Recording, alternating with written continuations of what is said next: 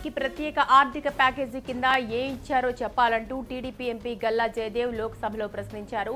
దీనిపై కేంద్ర ఆర్థిక శాఖ సహాయ మంత్రి అర్జున్ రామ్ మేఘ్వాల్ సమాధానమిచ్చారు.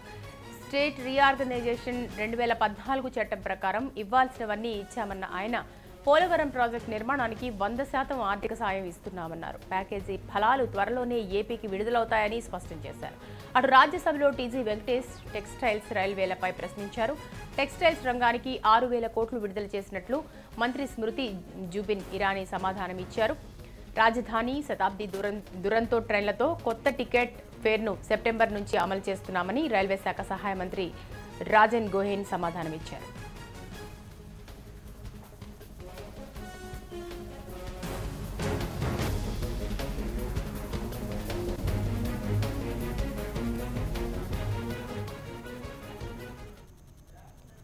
ఏపీకి ప్రత్యేక ప్యాకేజీకి సంబంధించి లోక్సభలో జరిగిన వివరాలని మా ప్రతినిధి శిరీష్ అందిస్తారు. Delhi correspondent Sirish.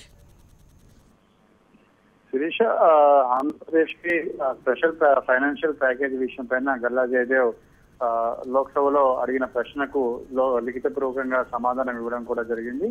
Central government special financial package Andhra Pradesh కి అనౌన్స్ చేసినట్లయితే దానికి సంబంధించిన వివరాలు ఇవ్వమని చెప్పేసి, అదేవిధంగా సేమ్ ఇటువంటి ప్యాకేజ్ ఏదైనా స్టేట్స్ యూనియన్ టెరిటరీస్ కి గతంలో ఇచ్చుంటే వాటికి సంబంధించిన వివరాలు ఇవ్వమని చెప్పేసి కూడా అడగడం కూడా జరిగింది. దాంతో పాటుగా స్పెషల్ ఫైనాన్షియల్ ప్యాకేజీ బెనిఫిట్ అనేది ఆంధ్రప్రదేశ్ కు ఇక ముందు కూడా కొనసాగించే విషయం పైన కూడా అయినా క్వశ్చన్స్ అడగడం కూడా జరిగింది. దానికి కేంద్ర ప్రభుత్వం పాటే పాడింది.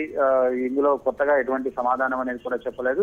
2011 రీఆర్గనైజేషన్ యాక్ట్ ప్రకారం యాక్ట్ లో ఏ విధంగానైతే సూచించారో దాని ప్రకారం ఆంధ్రప్రదేశ్ కి కేంద్ర ప్రభుత్వం ఇవ్వాల్సిన ఫైనాన్షియల్ అసిస్టెన్స్ అనేది మేము ఆల్రెడీ దానికి సంబంధించి విభజన చట్టంలో పేర్కొన్న విధంగా కూడా మేము దానికి ఇస్తూ పోతున్నాము. దాంతో పాటుగా ఈ మధ్య కాలంలో ఆంధ్రప్రదేశ్ కి సెంట్రల్ గవర్నమెంట్ ఈ స్పెషల్ ఫైనాన్షియల్ ప్యాకేజ్ కి సంబంధించిన వివరాలను అనౌన్స్ చేయడం కూడా జరిగింది. దాంతో పాటుగా పోలవరం ప్రాజెక్టు నిర్మాణానికి 1/4/2014 నుంచి దానికి అయ్యే వ్యయం మొత్తాన్ని కూడా 100% భరిస్తామని చెప్పేసి కూడా ఇందులో స్పష్టం చేయడం కూడా జరిగింది. దాంతో పాటుగా ఎక్స్టర్నల్ ఎయిడెడ్ ప్రాజెక్టులు ఏవైతే ఉన్నాయో వాటికి సంబంధించి కూడా అసిస్టెన్స్ అనేది కూడా ఉంటుందని చెప్పేసి కూడా స్పష్టం చేయడం కూడా జరిగింది. దాంతో పాటుగా 2015, 16 నుంచి 2019-20 వరకు మొత్తం 5 సంవత్సరాల పాటుగా ఆంధ్రప్రదేశ్ కు సెంట్రల్ గవర్నమెంట్ అడిషనల్ షేర్ అనేది ఇస్తుంది.